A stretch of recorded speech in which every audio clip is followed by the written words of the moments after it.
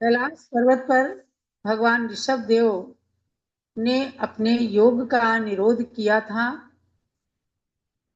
पौष शुक्ला पूर्णिमा के दिन युगों युगों से उनकी स्मृति में इस दिवस को याद किया जाता है। महापुराण के आधार से पूज्य गणी ज्ञानमती माते बताती हैं कि भगवान ऋषभ देव ने 14 दिन का योग निरोध किया और मां कृष्णा चतुर्दशी के दिन मोक्ष को प्राप्त किया। इसी उपलक्ष्य में शाश्वत तीर्थ अयोध्या के अंदर कैलाश पर्वत की प्रतिकृति के समक्ष भगवान ऋषभ देव की प्रतिमा विराजमान है और मंडल विधान भी चल रहा है।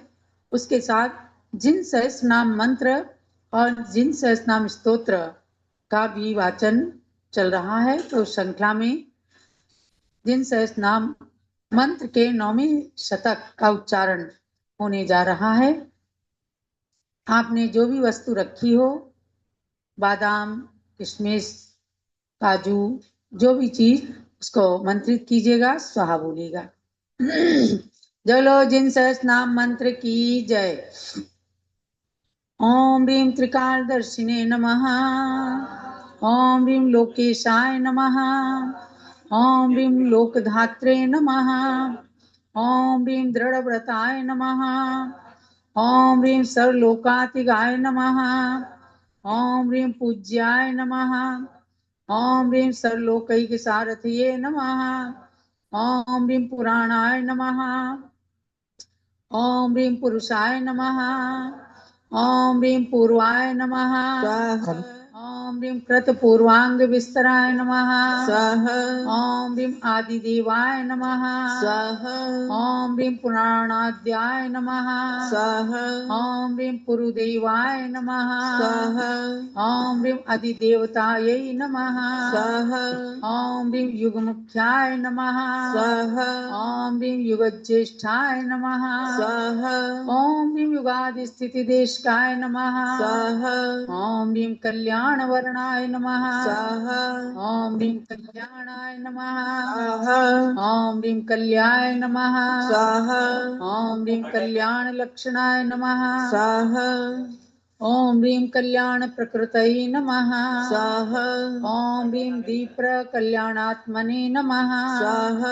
ओम ह्रीं विकल्मषाय नमः। ओम ह्रीं विकलंकाय नमः। ओम ह्रीं कलातीताय नमः। ओम ह्रीं कलिलग्नाय नमः। ओम ह्रीं कलाधराय नमः। ओम ह्रीं देवदेवाय नमः। ओम ह्रीं जगन्नाथाय नमः। ओम ह्रीं जगद्बंधवे नमः। ओम ह्रीं जगद्विभवे नमः। ओम ह्रीं जगद्धितैषिणे नमः। ओम ह्रीं लोकज्ञाय नमः। ओम ह्रीं सर्वगाय नमः। ओम ह्रीं जगदग्रजाय नमः। ओम ह्रीं चराचर गुरुवे नमः। ओम ह्रीं गोप्याय नमः। ओम ह्रीं गूढ़ात्मने नमः। ओम ह्रीं गूढ़गोचराय नमः। ओम ह्रीं सद्योजाताय नमः। ओम ह्रीं प्रकाशात्मने नमः।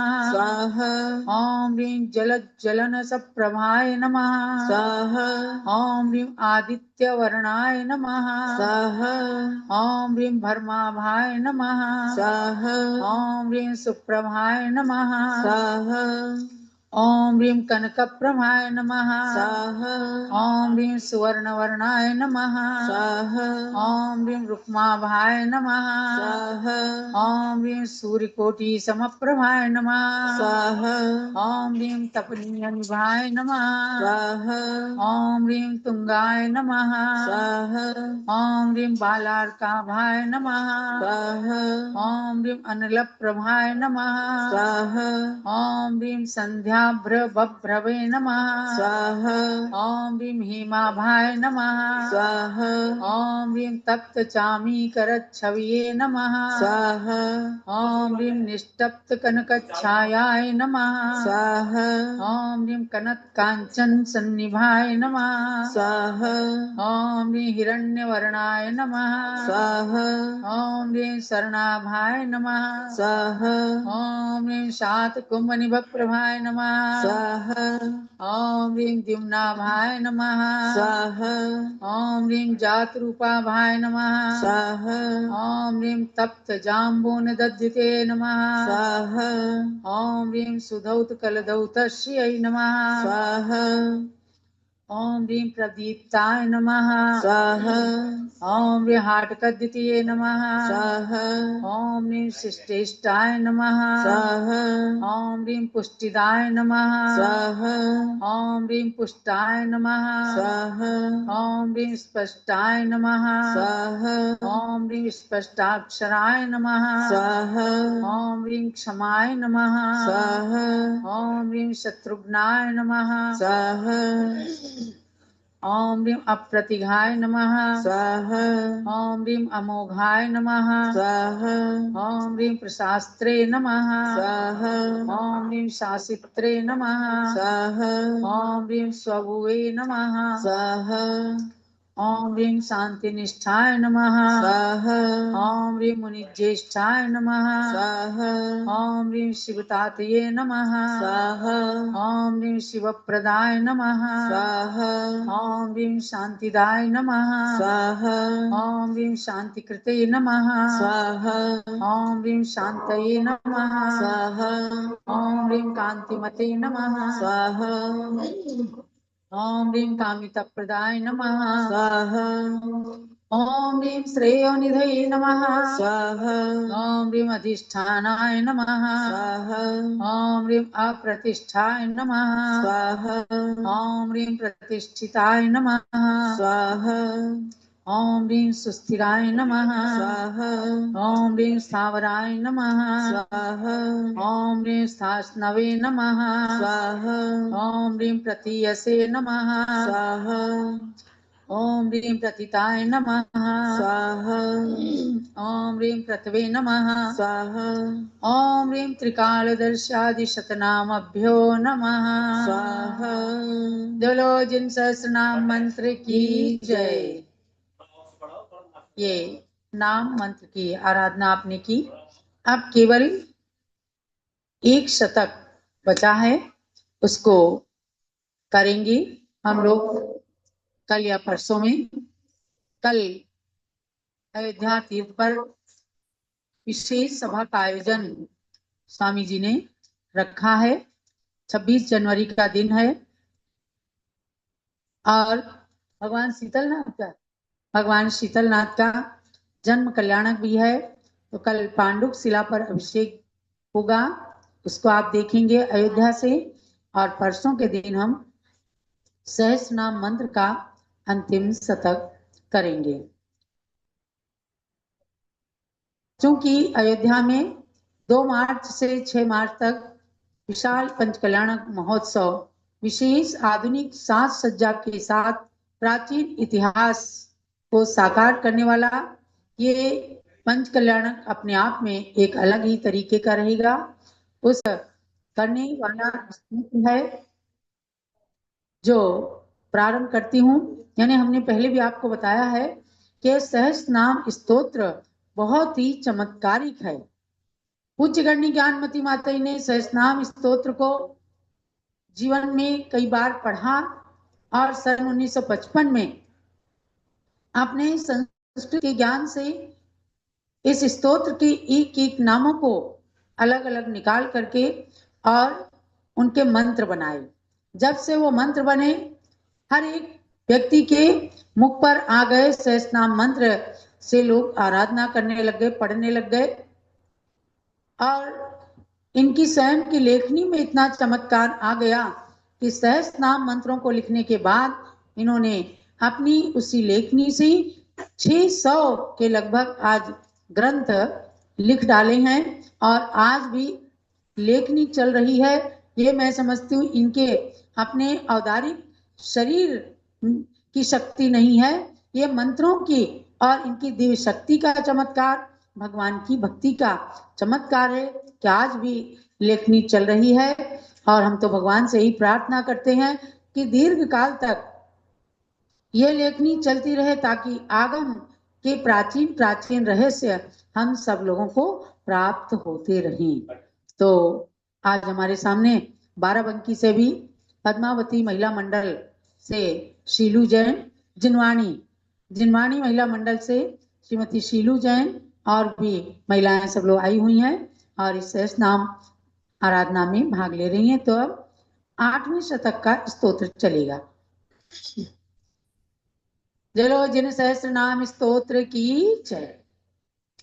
बृहद बृहस्पतिर्वाग्मी, बृहद बृहस्पतिर्वाग्मी, वाचस्पतिरुदारधी, वाचस्पतिरुदारधिः, मनीषी धिषणो धीमान्, मनीषी धिष्णो धीमान्, क्षेमशीशो गिरांपति, क्षेमशीशो गिरांपतिः, नैकरूपो नयोत्तुंगो, नैकरूपो नयोत्तुंगो, नैकात्मा नैक धर्मकृतो, नैकात्मा नैकधर्मकृतो, अविज्ञेयो प्रतर्क्यात्मा, अविज्ञेयो प्रतर्क्यात्मा, कृतज्ञः कृतलक्षणः, कृतज्ञः कृतलक्षणः, ज्ञानगर्भो दयागर्भो, ज्ञानगर्भो दयागर्भो, रत्नगर्भः प्रभास्वरः, रत्नगर्भः प्रभास्वरः, पद्मगर्भो जगद्गर्भो, पद्मगर्भो जगद्गर्भो, हेमगर्भः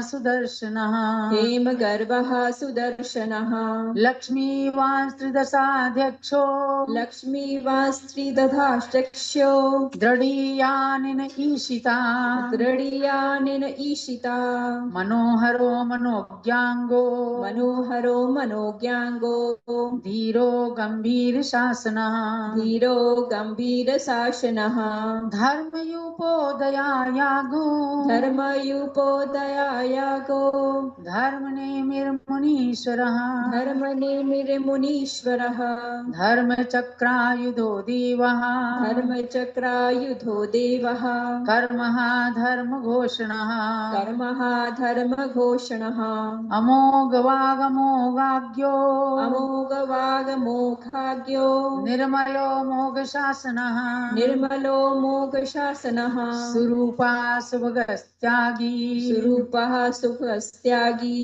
समयज्ञः समाहितः, सम्यग्यः समाहितः, सुस्थिता स्वास्थो, सुस्थिता स्वास्थभाग स्वस्थो, नीरजस्को निरुद्धवः, नीरजस्को नृद्धवः, अलेपो निष्कलंकात्मा, अलेपो निष्कलंकात्मा, वीतरागो गतस्पृहा, वीतरागो गतस्पृहा, वश्येन्द्रियो विमुक्तात्मा, व्यस्येन्द्रियो विमुक्तात्मा, निःसपत्नो जितेन्द्रियः, निःसपत्नो जितेन्द्रियः, प्रशान्तोऽनन्तधामर्षिर्, प्रशान्तोऽनन्तधामर्षिर्, मङ्गलं मलहानघः, मङ्गलं मलहानगः, अनिद्रगुपमा भूतो, अनिद्रगमुपमा भूतो, दिष्टिर्दैवमगोचरः, दृष्टिर्दैवमगोचरः, अमूर्तो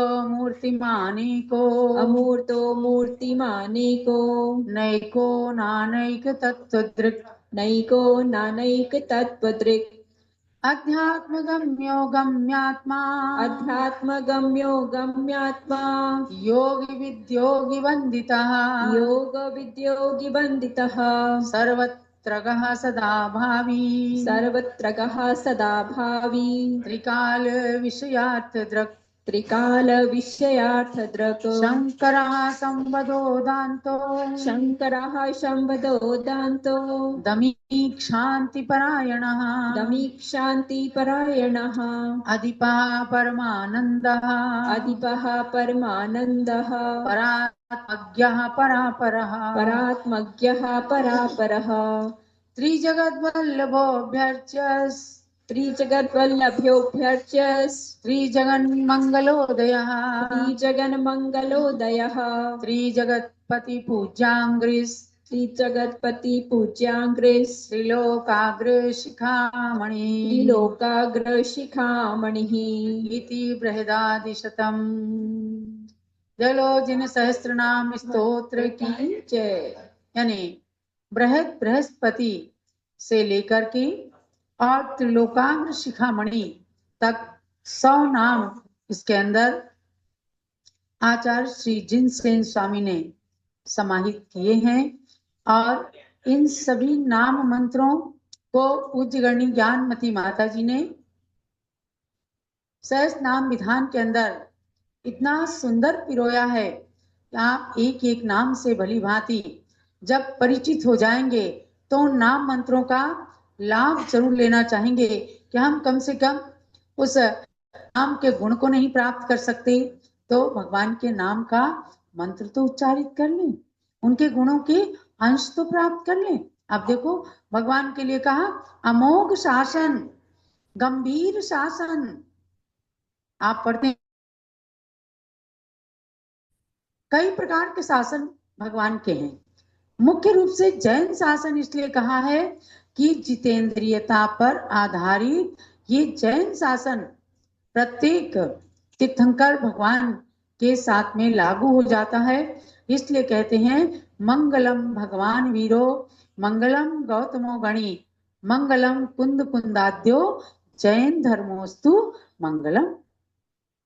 जैन धर्म मंगलमय हो वो कैसा है? जिसके अंतिम शासन नायक महावीर हुए और जिन्होंने जितेंद्रियता को स्वीकार करके और भगवान बन करके अपना नाम सार्थक किया और जैन धर्म की विशेष प्रभावना की।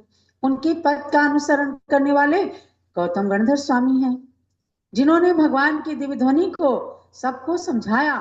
आज गौतम गणधर स्वामी के उपकार है कि हमें जो शास्त्र दिख रहे हैं अगर गणधर ना हो तो भगवान ओम ओम करते रहे, उनकी दिव्य ध्वनि तो दिव्य ध्वनि है। लेकिन ओंकारमयी दिव्य ध्वनि केवल मना परिये ज्ञान के धारी गणधर भगवान ही झेल सकते हैं और वही उसकी डिटेल कर सकते हैं, बाकी सबके पास का नहीं है।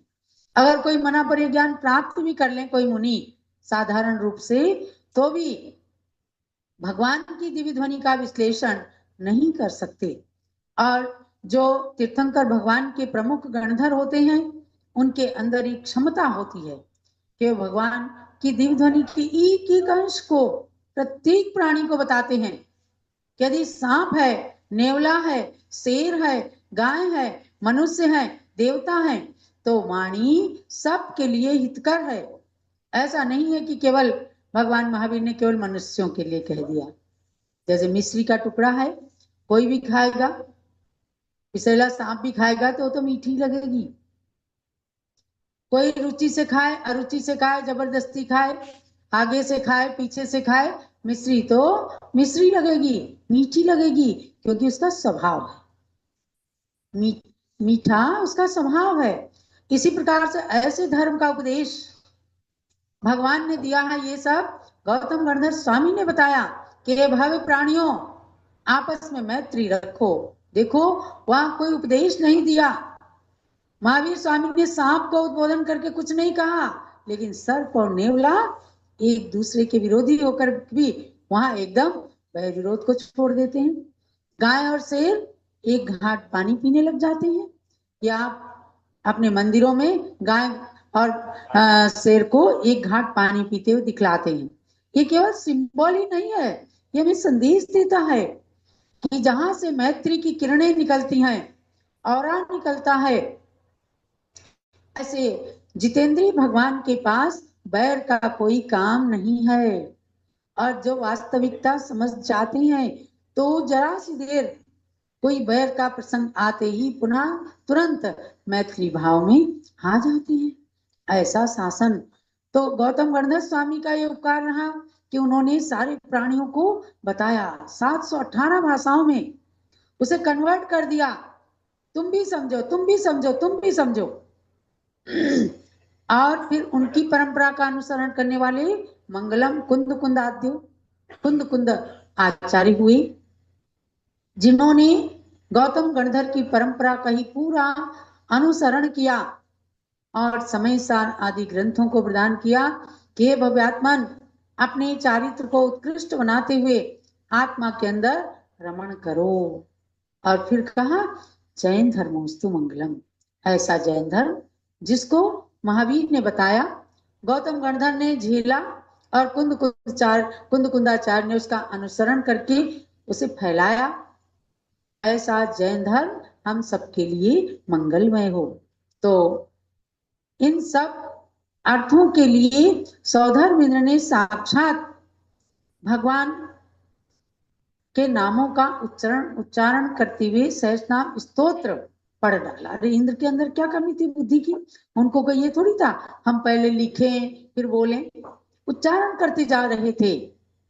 मनोज्ञांग, हे भगवान आपका तो अंग अंग मनोज्ञ है। जिधर से देखो, आंखें देखो तो, ललाट देखो तो, घुंघराले केस देखो तो, हाथ देखो तो पैर, हर जगह पृथ्वी के जितने सुंदर परमाणु हैं, हे भगवान सब ने मिलकर बस आकर के आपकी ही रचना बना दी। इसीलिए तो कह देते हैं भक्तामर भी कि भगवान आपका जितना सुंदर शरीर है किसी का इस संसार में उतना सुंदर शरीर हो ही नहीं सकता। हाँ पढ़ते हो ना, तेरी प्रतिमा इतनी सुंदर, तू कितना सुंदर होगा। दीक्षा से पहले मैंने ये पंक्तियां बनाई, कई लोगों ने 2 पंक्तियां तो ले ली और आगे लेकर के अपना अपना बनाने लग गए। तो हमने उसमें भक्तामर की पंक्तियों को संजोया। पृथ्वी के सुंदर परमाणु सब तुझ में ही समा गए, केवल उतने ही अणु आकर तेरी रचना बना गए, इसीलिए तुझ सम सुंदर नहीं कोई नर सुंदर होगा, तेरी प्रतिमा इतनी सुंदर तू कितना सुंदर होगा। ये मनोज्ञांग, अंग अंग जिनका मनोज्ञ है, मन को एकदम हरण करने वाला है कि देखते ही रहें। तभी तो सौधर्मेंद्र 1000 नेत्र बनाता है। उसका सौधर्मेंद्र का एक नाम है सहस्राक्ष, समझे? सहस्राक्ष मानी सहस्र नेत्रों को बनाने की शक्ति सौधर्मेंद्र के अंदर ही होती है। ऐसे एक एक नामों का आप अध्ययन करें इस पुस्तक के माध्यम से, और जब मौका लगे तो इसका विधान कर ले आप। ऐसे नाम मंत्र का उच्चारण करते करते हमने आपको 8 अध्याय सहस्रनाम स्तोत्र के पढ़ाए हैं। 9 शतक जिन सहस्रनाम मंत्र के हो गए, और सहस्रनाम स्तोत्र में जो प्रारंभ में भूमिका पीठिका है, प्रस्तावना है, उसके अंदर भी बहुत अर्थ भरा हुआ है कि भगवान आप संसार के अंदर प्रसिद्ध हैं, इसीलिए प्रसिद्ध हैं, आपने कभी किसी का अहित नहीं चाहा, सबका हित चाहा। ये नहीं सोचा उन्होंने कि मैं केवल अपने पुत्रों का हित कर दूं, मैं अपनी खाली पुत्रियों का हित कर दूं। अरे ये वही भूमि है जहां से भगवान ने सारी विद्या कलाओं का उद्भव किया और सबको सिखाया, राजाओं को सिखाया, राजनीति सिखाया। बोले कि प्रजा से उतना ही टैक्स लेना जितना प्रजा को कष्ट ना हो। माने भौरा जब फूल के ऊपर मंडराता है तो उसके पराग को चूसता है, लेकिन भौरा उतना ही पराग चूसता है जिससे फूल सूखने न पाए। तो इसलिए भौरे के समान कहा कि राजा लोग, आप लोग इतना ही प्रजा से टैक्स लेना कि जिससे प्रजा को कष्ट ना होने पाए। अब क्या वो राजनीति धर्म नीति से समन्वित थी? अब वो राजनीति थोड़ी कूटनीति से समन्वित हो गई और आज आलतू फालतू के टैक्स लेने लग गए, जिसके अंदर कमाई करने वाले लोगों को परेशानियां होने लग गई, तो टैक्स की चोरी होने लग गई, है कि नहीं? तो ये धीरे धीरे जैसे जैसे कलयुग आता है, कलयुग में राजा प्रजा सबकी भावनाएं बदलने लगती है। जब हम भगवान के इन स्तुति रूप शब्दों को पढ़ते हैं तो लगता है कि अपनी आत्मा के अंदर तो जरूर जरूर कुछ गुणों के अंश हमें प्राप्त होना चाहिए। ऐसे भगवान ऋषभदेव जिनेन्द्र के चरणों में नमन करते हुए आप सबके लिए प्रेरणा है कि इन प्रसंगों को हमेशा याद रखें और भगवान के निर्वाण लाडू को चढ़ाएं। और कल शीतलनाथ भगवान का जन्म कल्याणक है, आप भी अपने यहाँ भगवान शीतलनाथ की पूजा कीजिए, पांडुक शिला पर अभिषेक आदि कीजिए। अब हम चलते हैं